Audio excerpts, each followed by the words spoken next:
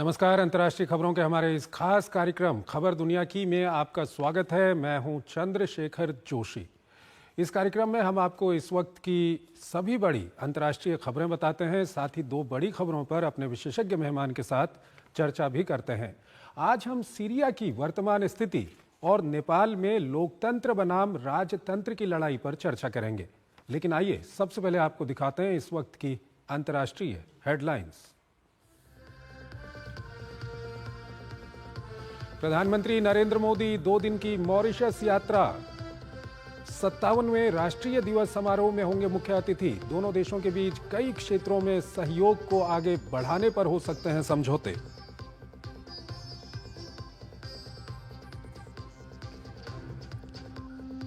Mark Carney होंगे Canada के अगले प्रधानमंत्री। चुने गए सत्तारूढ़ लिबरल पार्टी के नए नेता। टैरिफ पर अमेरिका को उसी के अंदाज में जवाब देने का दोहराया संकल्प।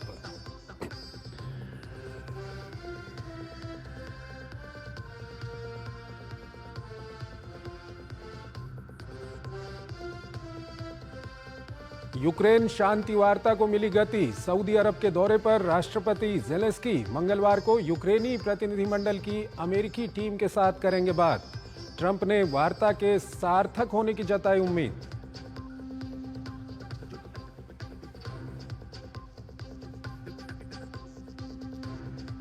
उत्तर कोरिया ने फिर दागी मिसाइलें। दक्षिण कोरिया और अमेरिका के बीच जारी युद्धाभ्यास के विरोध में किया बैलिस्टिक मिसाइल परीक्षण।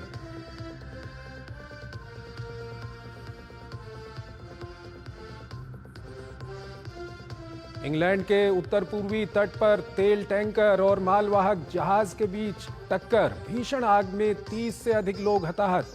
चालक दल के सभी सदस्य सुरक्षित।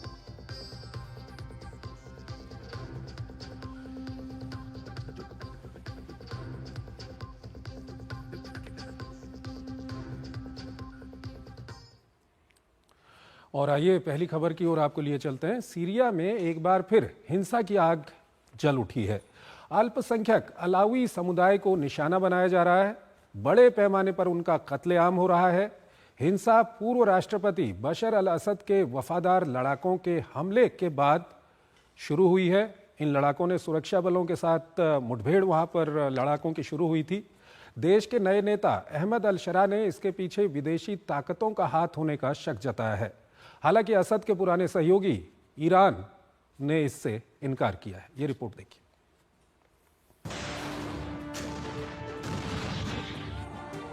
दशकों से गृह युद्ध के शिकार सीरिया में सत्ता तो बदली, लेकिन बदले की सियासत नहीं। जो लोग पहले अर्श पर थे अब वो फर्श पर हैं। पहले सुन्नी मुसलमान भेदभाव का आरोप लगाते थे, अब अल्पसंख्यक शिया समुदाय भीषण उत्पीड़न का शिकार है। देश की सत्ता हथियाने के बाद एसटीएस नेता अहमद अल शरा ने धार्मिक अल्पसंख्यकों की जान माल की सुरक्षा के साथ साथ राष्ट्रीय एकता को बनाए रखने का भरोसा दिया था। इसके बावजूद अल्पसंख्यक नए शासन में खुद को अलग थलग और उपेक्षित महसूस कर रहे हैं। पिछले 4-5 दिनों में अलावी समुदाय के साथ जो कुछ हो रहा है उससे पूरी दुनिया चिंतित हो गई है। सरकारी बलों पर हमले का बदला लेने निकली अल शरा की सेना ने एक पूरे इलाके लताकिया को ही तहस नहस कर दिया है। दरअसल मामला गुरुवार को उस वक्त शुरू हुआ जब लताकिया में पूर्व राष्ट्रपति बशर अल असद के वफादार लड़ाकों ने सुरक्षा बलों पर घात लगाकर हमला बोल दिया। जवाबी कार्रवाई में एसटीएस की सरकार ने असद समर्थकों के खिलाफ मोर्चा खोल दिया। फिर दोषी और आम नागरिकों में बिना भेद किए असद समर्थकों को कुचलने का सिलसिला शुरू हुआ। देखते ही देखते मामला 2 समुदायों की भीषण झड़पों में तब्दील हो गया। अलावी समुदाय को चुन चुन कर निशाना बनाया गया। 4 दिनों में 1000 से ज्यादा लोग इस प्रतिशोध की आग का शिकार हो गए। दावा किया जा रहा है कि अलावी महिलाओं को ढूंढ कर नग्न परेड कराई गई और फिर उन्हें गोली मार दी गई। बशर अल असद का संबंध इसी अलावी समुदाय से है। इस बीच सीरियाई रक्षा मंत्रालय ने असद के वफादारों के खिलाफ अभियान को पूरा कर लिए जाने की घोषणा की है। मंत्रालय ने कहा है कि स्थिति को जल्द से जल्द पटरी पर लाने की कोशिश की जा रही है। अल्पसंख्यकों पर हुए अत्याचार की पूरी दुनिया निंदा कर रही है। बढ़ते वैश्विक दबाव के बीच अंतरिम राष्ट्रपति अल शरा ने हिंसक झड़पों के दोषियों को कड़ी से कड़ी सजा दिए जाने का भरोसा दिया है। हिंसा की घटना की जांच के लिए एक फैक्ट फाइंडिंग टीम के अलावा एक उच्च समिति के गठन की घोषणा की गई है। दमिश्क की सरकार का पूरे सीरिया पर नियंत्रण नहीं है। अलग अलग गुटों का विभिन्न क्षेत्रों में गढ़ है, जिन्हें विभिन्न देशों का समर्थन प्राप्त है। उत्तर और पूर्वी क्षेत्र में कुर्द समुदाय का नियंत्रण है, जहां इनकी स्वायत्त सरकार है। तुर्की अमेरिका द्वारा समर्थित कुर्दों के खिलाफ लड़ रहा है। कुर्द कमांडर ताजा हिंसा के पीछे तुर्की का हाथ होना मानते हैं। और इस खबर पर बात करने के लिए हमारे साथ जुड़ रहे हैं पूर्व एम्बेसडर एसआर तायल, विदेशी मामलों के जानकार हैं। तायल साहब, बहुत बहुत स्वागत है आपका हमारे इस कार्यक्रम में। पहला सवाल आपके सामने हम यही रखना चाहेंगे कि सीरिया में जिस तरह की हिंसा पिछले 2-3 दिन में देखी गई है असद के समर्थकों और जो वर्तमान सरकार है उसकी सेना के बीच में, और इस सब के बीच खबर ये भी है कि उस इलाके से कई सारे लोग भाग गए हैं, इलाके को छोड़ करके लेबनान की सीमा में वो घुस गए हैं, लेबनान में घुस गए हैं। किस तरह से देखते हैं जो हालात वहाँ पर बने हुए हैं?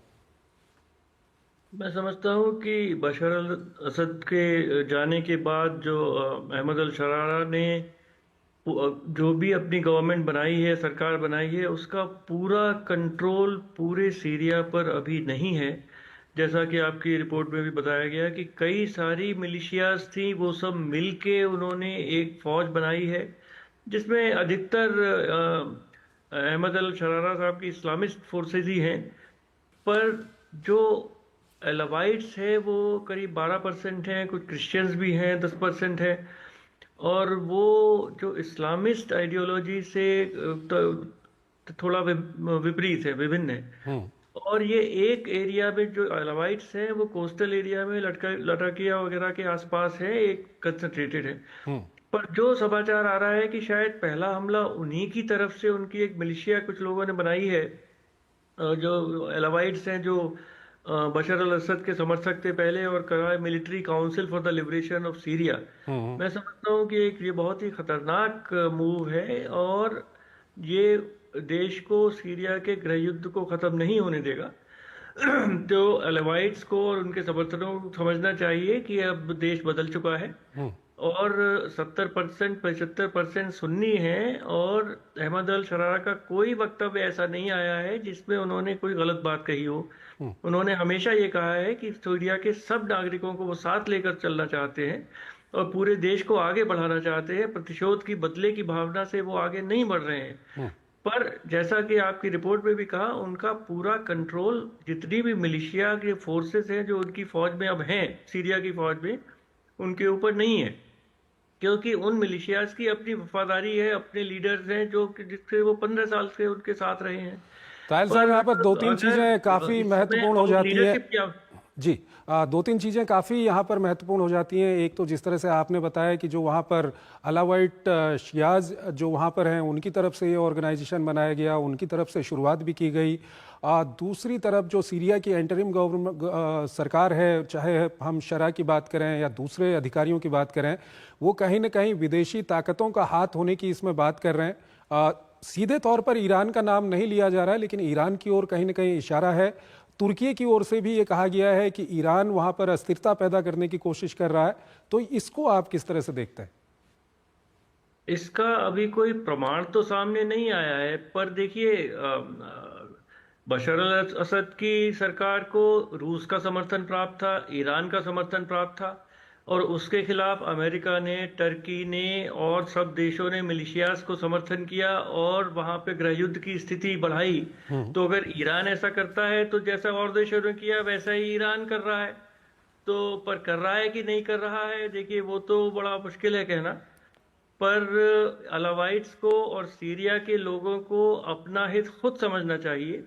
अलावाइट्स 10-12% है, उनको अगर लड़ने के रास्ता वो अख्तियार करते हैं तो वो बहुत ही गलत रास्ते पर जा रहे हैं।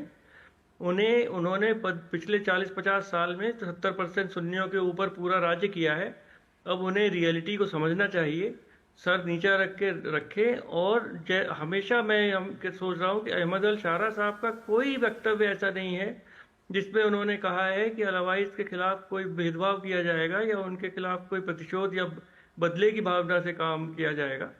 तो अलावाइट्स हो या क्रिश्चियंस हो या कुर्द्स हो, सबको अहमद अल शरारा साहब के हाथ मजबूत करने चाहिए, उनके साथ काम करना चाहिए, और तभी उस देश में गृह युद्ध की स्थिति को अलग किया जा सकता है। इस सब के बीच सर सवाल ये भी उठता है कि अहमद अल शरा के सामने कितनी बड़ी चुनौतियां हैं।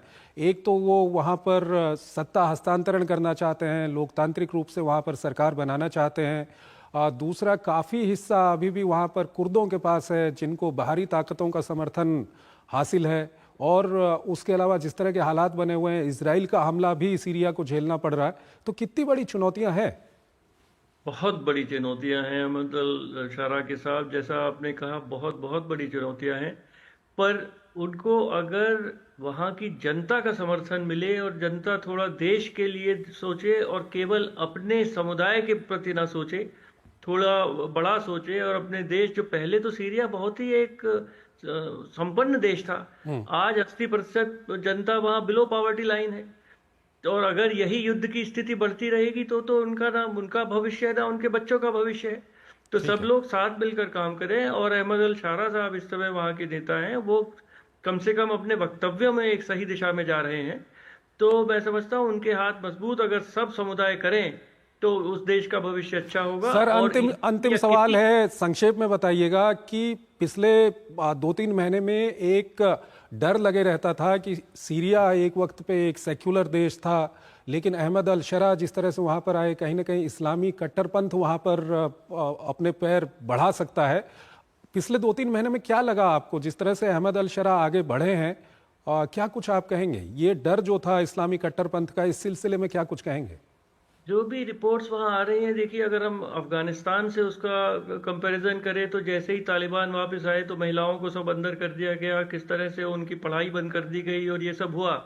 पर ऐसी कोई सूचना अभी सीरिया से नहीं आ रही है कि इस्लामिस्ट रूट्स तो हैं अहमद अल शरा साहब की, पर जिस तरह से सीरिया 1950 के बाद और समझिए 2000 तक चला, तो वहाँ महिलाएं पढ़ती हैं, सब एक इक्वलिटी का एक माहौल है वहां पर। और वो मैं समझता हूँ कि 7वीं 8वीं शताब्दी के इस्लाम की तरफ वो सोसाइटी कभी नहीं जा सकती, क्योंकि अफगानिस्तान में कभी प्रगति हुई ही नहीं, वहां के समाज में कोई प्रगति कभी हुई ही नहीं। तो वहां तालिबान पुराने बिल्कुल ले गए उनको। मैं समझता हूँ सीरिया में शायद वो स्थिति नहीं आएगी और टर्की की तरह शायद वो एक बने जो इस्लामिस्ट है पर सेक्युलर भी है, मॉडर्न, और हाँ, महिलाओं को पूरे अधिकार भी हैं। ठीक है। सर, हमारे साथ बने रहिएगा, एक और खबर है उस पर अभी आपसे बातचीत करेंगे। यहाँ पर हमको एक छोटा सा ब्रेक लेना है, एक छोटा सा ब्रेक लेते हैं।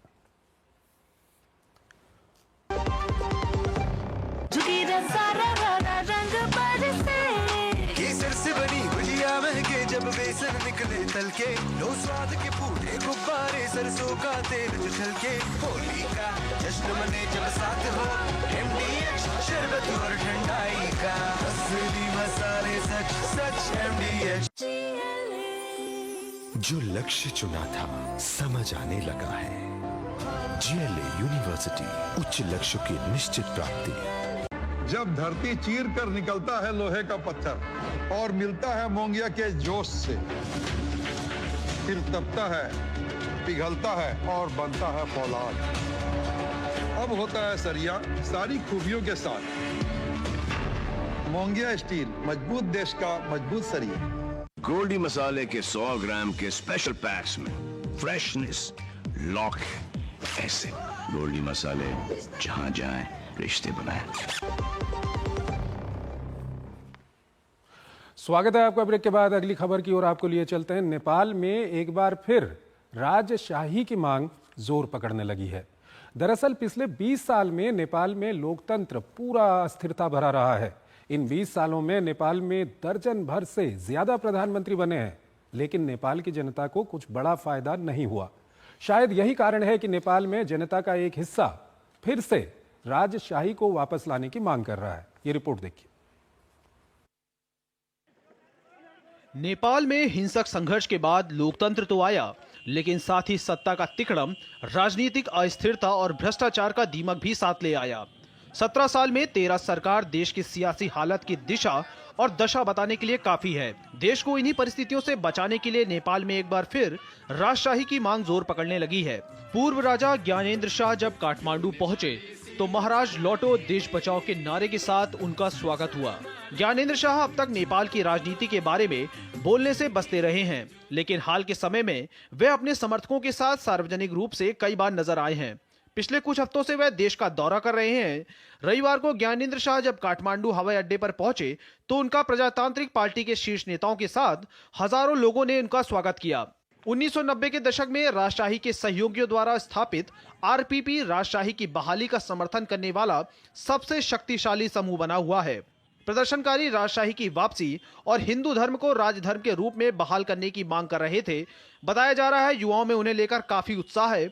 उनके कुछ समर्थकों ने प्रधानमंत्री केपी ओली के खिलाफ भी नारे लगाए। हालांकि पिछले दिनों प्रधानमंत्री केपी ओली ने चुनौती देते हुए कहा था कि अगर राजा सत्ता में आना चाहते हैं तो अपनी पार्टी बनाएं और चुनाव लड़ें। नेपाल में 1996 में माओवादियों के नेतृत्व में गृह युद्ध शुरू हुआ। 2001 में राजमहल में तत्कालीन राजा बीरेंद्र वीर विक्रम शाह और उनके पूरे परिवार की हत्या कर दी गई। इस हत्याकांड के बाद ज्ञानेंद्र शाह नेपाल के महाराज घोषित किए गए। 2005 में शाह ने संविधान निलंबित कर संसद को भंग कर दिया था। लोकतंत्र समर्थक और माओवादियों गठजोड़ ने राजशाही को ढहा दिया। 2008 में नेपाल की संसद ने देश में 240 साल से हुकूमत कर रही हिंदू राजशाही को भंग कर दिया। नेपाल लोकतंत्र की राह पर तो चल पड़ा, लेकिन राजनीतिक स्थिरता हिचकोलों से भरी रही। राजनीतिक पार्टियों पर असफल शासन और भ्रष्टाचार का आरोप लगाकर राजशाही की बहाली की मांग कर रहे हैं। हालांकि ज्ञानेंद्र ने अब तक इस पर कोई टिप्पणी नहीं की है।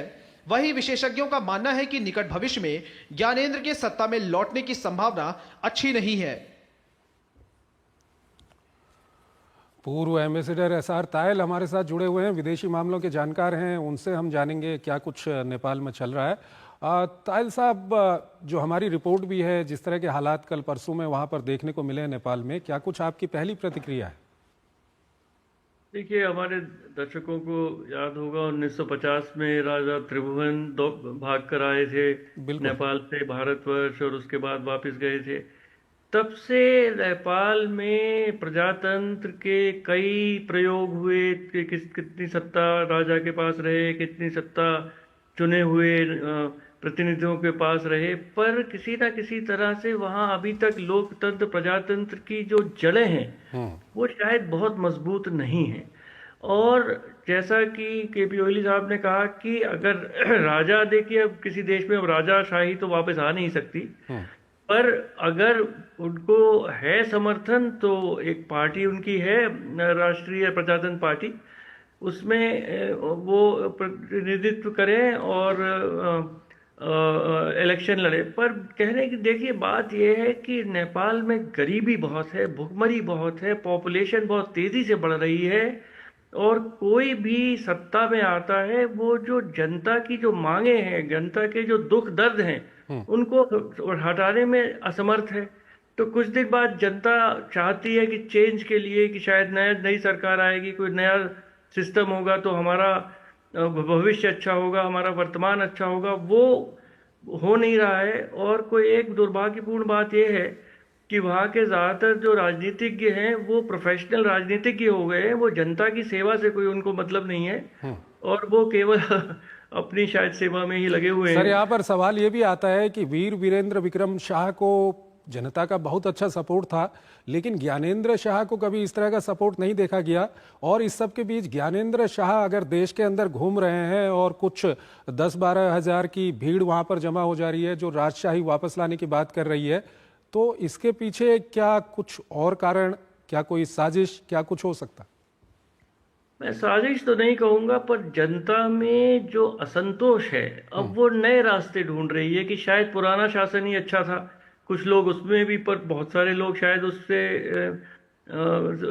समर्थन नहीं करेंगे। और गाँव में माओइज्म इतना बढ़ा था, आपको याद होगा, हमारे दर्शकों को याद होगा, इतनी सिविल वॉर हुई, हजारों लोग मरे उसमें। पर राजशाही इसलिए चलती रही कि नेपाल में जो वहाँ की फौज थी उसकी 100% सपोर्ट राजा को रहती थी और उसकी वजह से राजा की सत्ता चलती रही। पर अब वहाँ फौज में जो माओइस्ट जो थे वो लोग भी अब फौज में अब ले लिए गए हैं। तो फौज वहाँ की क्या राजशाही दोबारा चाहती है? मैं समझता हूँ कि शायद नहीं चाहती है। और अगर फौज का 100% सपोर्ट और समर्थन ज्ञानेंद्र जी को नहीं होगा तो कोई रास्ता नहीं है उनका सत्ता में वापस आने का। केवल लोकतांत्रिक रास्ता ही उनके सामने है कि राष्ट्रीय प्रजातंत्र पार्टी के वो नेता बने और लड़े ठीक है, इलेक्शन लड़े। हम तो लोकतंत्र देश है भारत, और भारत चाहेगा कि जो भी जनता चाहे नेपाल की अपनी सरकार चुने, चाहे वो राजा हो रंक हो। ठीक है, बहुत बहुत आपका शुक्रिया सर, आप हमारे इस कार्यक्रम में जुड़े और दोनों ही विषयों पर काफ़ी महत्वपूर्ण अपना विश्लेषण आपने हमारे दर्शकों के सामने रखा। अभी हम आपको आज की कुछ और महत्वपूर्ण अंतर्राष्ट्रीय खबरें बताएंगे, लेकिन उससे पहले एक छोटा सा ब्रेक लेते हैं। केसर से बनी भुजिया महके जब बेसन निकले तल के, लो स्वाद के पूरे गुब्बारे सरसों का तेल जो छलके, होली का जश्न मने जब साथ हो, MDH शरबत और ठंडाई का MDH। जो लक्ष्य चुना था समझ आने लगा है। GLA यूनिवर्सिटी, उच्च लक्ष्य की निश्चित प्राप्ति। एक ऐसा तबका जो रिटायरमेंट के बारे में आज भी बिल्कुल नहीं सोचता, वो है औरतें। औरतें कमा के भी वल्नरेबल हैं। सो NPS एक इक्वालिटी ला रहा है, हम सब एक बराबर प्लेटफॉर्म पे हैं। अपने बेहतर कल को सुनिश्चित करने के लिए NPS जरूरी है। गोल्डी मसाले के 100 ग्राम के स्पेशल पैक्स में फ्रेशनेस, लॉक, ऐसे गोल्डी मसाले जहां जाएं रिश्ते बनाएं। स्वागत है आपका ब्रेक के बाद। अंतर्राष्ट्रीय खबरों के इस कार्यक्रम को हम यहीं पर समाप्त करते हैं, लेकिन जाते जाते आपको छोड़ जाते हैं आज की कुछ और प्रमुख अंतर्राष्ट्रीय खबरों के साथ। आप इन खबरों को देखिए और हमारी पूरी टीम को इजाजत दीजिए। नमस्कार। यूक्रेन के राष्ट्रपति जेलेंस्की ने लग्जमबर्ग में एक कार्यक्रम में दावा किया कि यूक्रेन का लगभग 20% क्षेत्र यानी कि लगभग 125,000 वर्ग किलोमीटर का हिस्सा रूस के कब्जे में है। उनके अनुसार डोनबास पूरी तरह से नष्ट हो चुका है, जो कभी यूरोप के सबसे विकसित औद्योगिक केंद्रों में से एक था। विशेषज्ञों का मानना है कि किसी डील की स्थिति में यह हिस्सा यूक्रेन को खोना पड़ सकता है। रूस ने जासूसी के आरोप में मॉस्को स्थित दूतावास से 2 ब्रिटिश राजनयिकों को देश निकाला दे दिया है। दोनों राजनयिकों पर रूसी सरकार को अपने बारे में गलत जानकारी देने का आरोप है। नवंबर 2023 में भी रूस ने 7 ब्रिटिश राजनयिकों पर जासूसी के आरोप में कार्रवाई की थी। इजरायली प्रधानमंत्री नेतन्याहू पिछले साल दिसंबर में भ्रष्टाचार के मुकदमे के फिर से शुरू होने के बाद से सोमवार को 16वीं बार अदालत में पेश हुए। नेतन्याहू के खिलाफ 2019 में भ्रष्टाचार के 3 मामले दर्ज किए गए थे, जिनमें रिश्वतखोरी, धोखाधड़ी और विश्वासघात के आरोप शामिल हैं। उत्तर कोरिया ने पीले सागर की ओर कई बैलिस्टिक मिसाइलें दागी। ये मिसाइलें ऐसे वक्त में दागी गई जब दक्षिण कोरिया और अमेरिका इलाके में फ्रीडम शील्ड नाम से युद्धाभ्यास कर रहे हैं। उत्तर कोरिया ने चेतावनी दी है कि सियोल और वॉशिंगटन को उनके खतरनाक उत्तेजक कृत्य के लिए भयानक कीमत चुकानी पड़ेगी। जर्मनी में हवाई यातायात कर्मचारियों की 1 दिन की हड़ताल के कारण सोमवार को पूरे देश में हवाई यातायात बंद हो गया। हड़ताल से पूरे देश में 13 प्रमुख एयरपोर्ट पर 3400 उड़ानें रद्द कर दी गई। 5 लाख से ज्यादा यात्री इस हड़ताल से प्रभावित हुए। कनाडा और इंग्लैंड के सेंट्रल बैंक के गवर्नर रहे मार्क कार्नी जस्टिन ट्रूडो की जगह जल्द ही कनाडा के प्रधानमंत्री बनेंगे। कार्नी को लिबरल पार्टी का नया नेता चुना गया है। प्रधानमंत्री बनने से पहले उन्होंने अमेरिकी राष्ट्रपति ट्रंप के टैरिफ युद्ध से लड़ने की प्रतिबद्धता जताई और कहा कि कनाडा कभी भी अमेरिका का हिस्सा नहीं होगा। अर्जेंटीना के बंदरगाह शहर बाहिया ब्लांका में भारी बारिश के बाद बाढ़ में कई लोगों की मौत के बाद राष्ट्रपति जेवियर माइली ने देश में 3 दिन के राष्ट्रीय शोक की घोषणा की है। इसमें कम से कम 16 लोगों की मौत हो गई है, जबकि कई लोग अभी भी लापता हैं।